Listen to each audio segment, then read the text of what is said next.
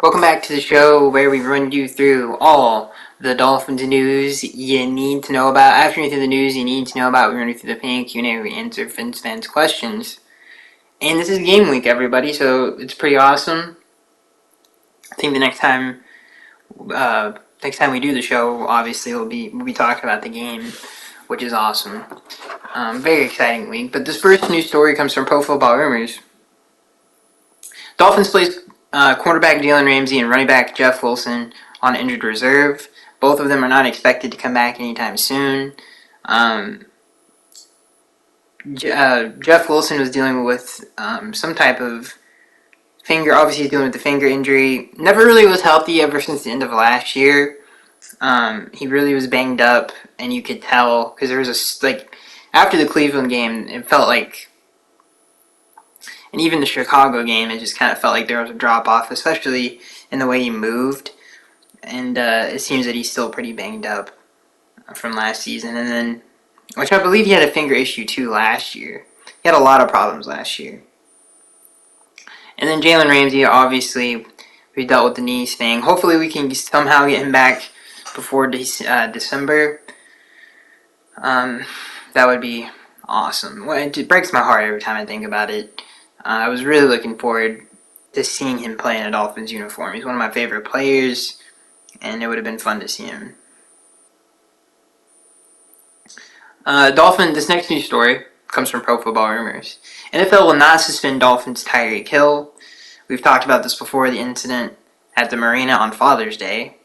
And if anybody's seen the video, it didn't look like that big of a deal at all. So it makes sense why he wasn't suspended. This next news story, it's good news for the Dolphins because it would have been awful if he got suspended in week 1. Anyway, this next news story comes from Pro Football Rumors. If you're not familiar with what happened over the last week, Chris Greer did a press conference and he talked about the Christian Wilkins and Tua situations, and he said in the press conference, this is what he said, actually we have the quote right here, this is what he said. He said, quote, "We made an offer that we thought that was fair, and when you do things like that, it has to work for both sides.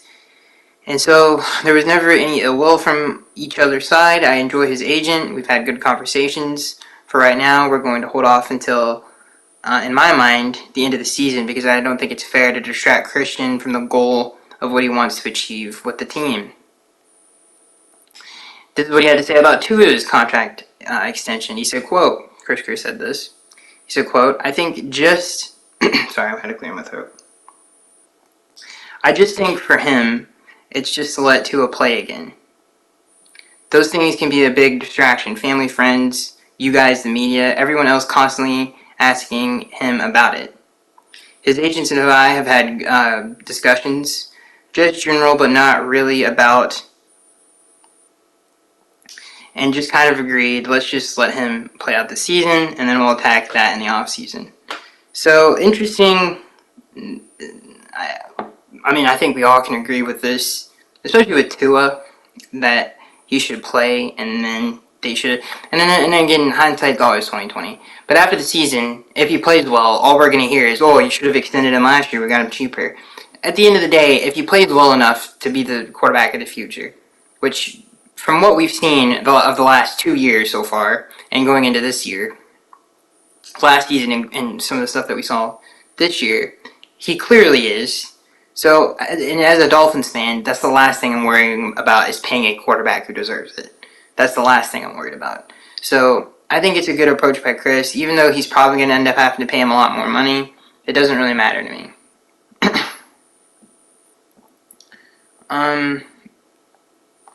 This next news story, this is an awesome one. This comes from Pro Football Rumors. Dolphins extend fullback Alec Ingold. The deal's worth up to $17 million. The deal's worth up $12 million. It averages about $4 million a season. I think incentives you can get up to 17, if I'm not mistaken. It doesn't say here on the Pro Football Rumors thing. But yeah, he deserves it. He's the second highest paid fullback in the NFL. Obviously, Kyle Juszczyk remains the highest paid. And I hope we get him involved in the pass game because we need that kind of. And I mean, we saw a little bit against the Jaguars, and we saw some of it last year as well in some packages. But I think, especially since he's been in the system a year, and similar to how the Niners use Shaq, just really involve him in the passing game. He can kind of be that pseudo tight end that we don't have, and I think he's more than capable of doing that. So I really like Alec, and I think he can kind of fill that role. If you're not familiar with this happened over the week too. A lot of people are talking about it. With the Jonathan Taylor situation, that they tried to get Chris Greer to trade for.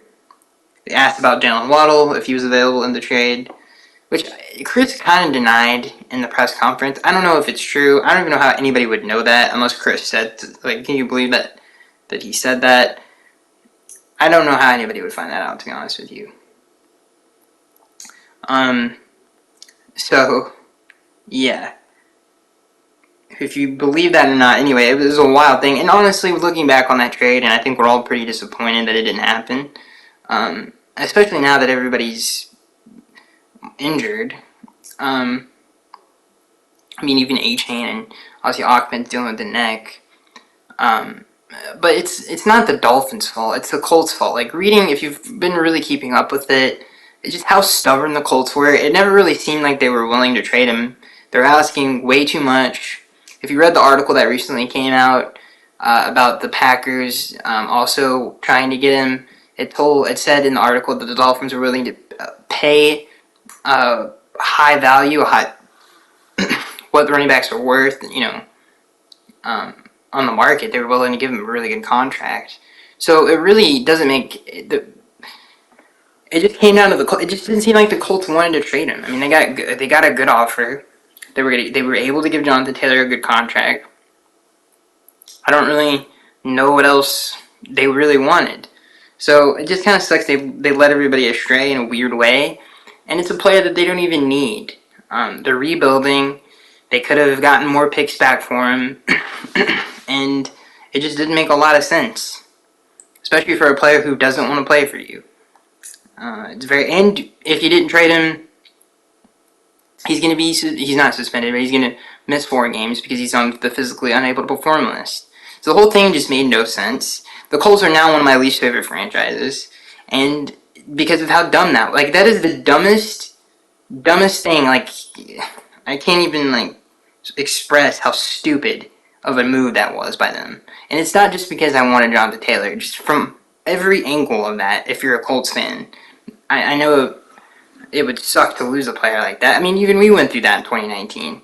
But did it make sense to get rid of those players and get assets back? Yes. Those are some bad Dolphins teams that we had to get out from under of, especially with the cap situation at the time. And it's just something you have to do when you restart. So it just makes me mad thinking about it, especially what the Dolphins offered was fair. And it's like, I don't know. I don't know what the heck they're doing down there in Indianapolis. That's it for the news.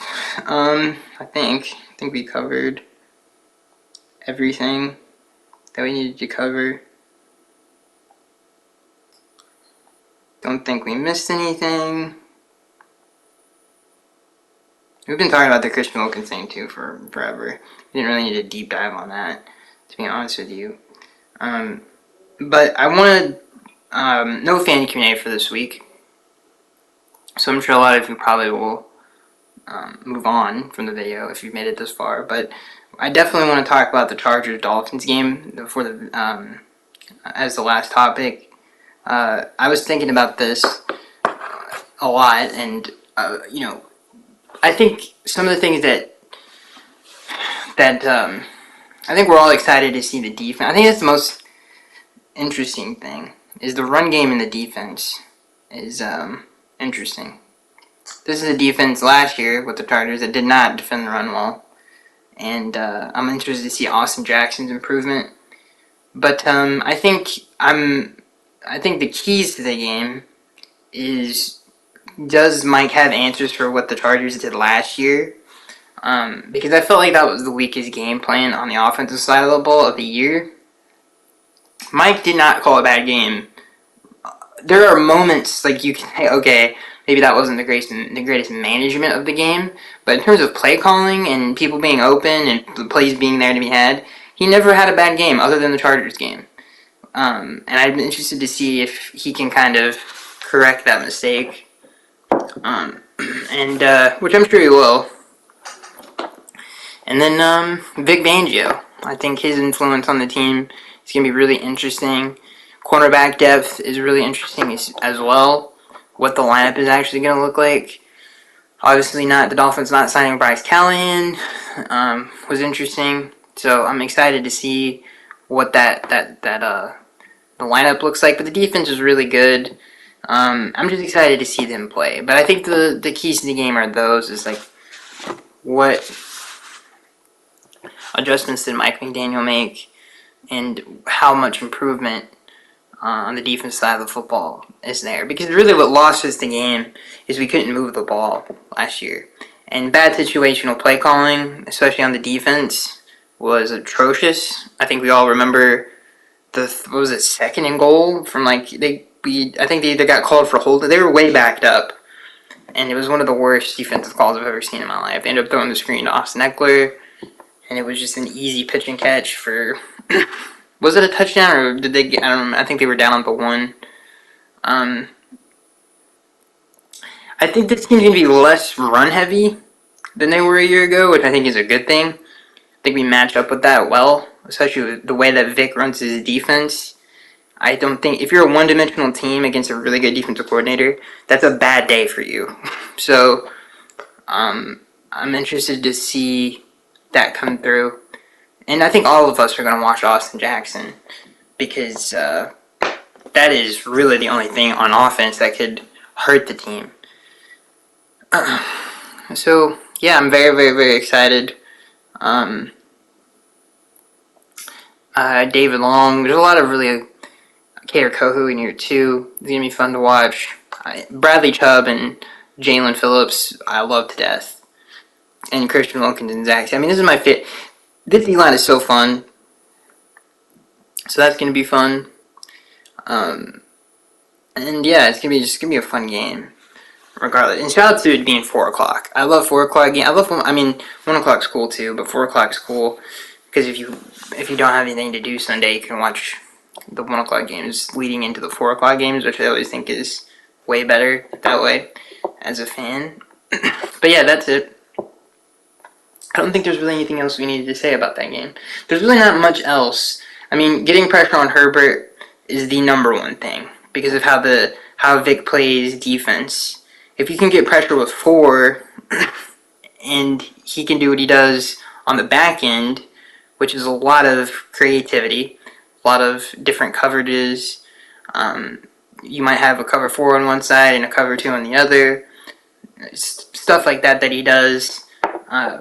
It just makes everything that much harder. And that goes for any defense. If you can get pressure with 4, it's just really hard to score. And I think they can. I mean, they've got 3 really, I think, all-pro caliber players. And then obviously Zach Taylor, who is above average. So I think that is kind of a cliche thing to say. But they can do it. They're very much capable of that. And I'm interested to see if they can take advantage of that. And then offensively, I'm trying to think. Braxton Berrios is going to be really helpful in this game because the Chargers play a lot of zone, and to have that guy in the middle is very important. And to run the football is going to be really interesting. Hopefully, there's more of an emphasis on that in this game because Brandon Staley has struggled with that throughout his career. So it's going to be fun. It's going to be really, really fun. Part of me wishes we would. I wish we would bring back the 2000s Dolphins jerseys one time. Even the 2012 ones I love to death. But that would be cool. But yeah, that's it. Chris Brooks, I know a lot of y'all are. I don't know. Who knows if he'll play any on Sunday, but he'll be interesting to see if he can kind of continue to grow as a player. And kind of bring that physical part of the game as a bigger back. So that's it, ladies and gentlemen. I hope you guys enjoyed. It is game week. I think everybody's pretty dang excited. And I'll see you guys in the next one.